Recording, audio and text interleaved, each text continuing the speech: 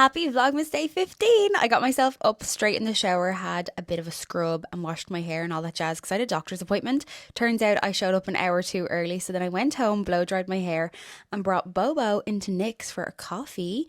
However, see this little cute fuzzy battered sausage looking doggo that's hanging out my window? He decided to hold his bowel movement until we were standing in the cafe and he took a poo on the floor. Yep, he did. Anyway, then I went home and I collected a Vinted parcel. So I had seen these shoes in Pennies in about October time and I was like, will I, won't I, will I, won't I? And then when I was like, oh, I will, they actually didn't have my size anywhere. So I very luckily stumbled across them. Well, I intentionally searched them on Vinted. They had my size, brand new with tags and everything attached. So I just had to. Now, I did pay like full price for them, but I don't actually care.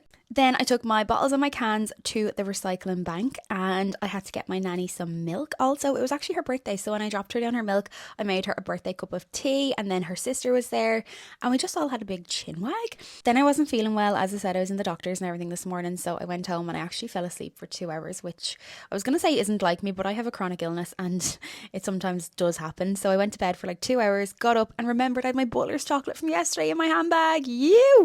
And again, I don't even really think I had dinner this evening. Can't really remember, to be quite honest. I just wasn't feeling it. I was fatigued off my titties, had a crispy can of Diet Coke, and then I had my Terra Chocolate Orange Advent Calendar, because if you know, you know. As I said, I was in the doctor's this morning and we were discussing kind of further treatments for my chronic pain.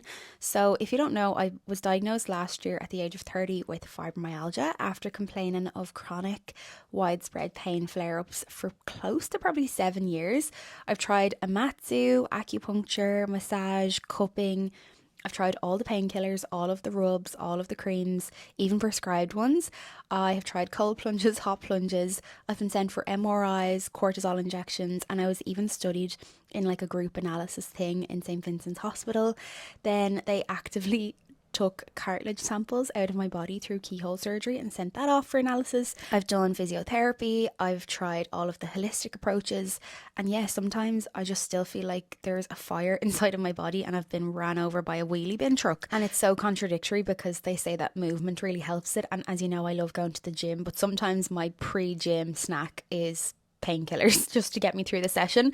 So yeah, some days I can go and I can throw weights around a gym, and then some days I can't even stay awake past 6 p.m. because my body is literally in shutdown mode. So yeah, long story short, we are trying out some new medication, so that's going to be fun, but I really just hope that it gives me some form of relief because I don't want to be in pain, because when I'm in pain I'm cranky and I'm just not a cranky girl. I'm a posy vibes girl. But anyway, thanks for watching.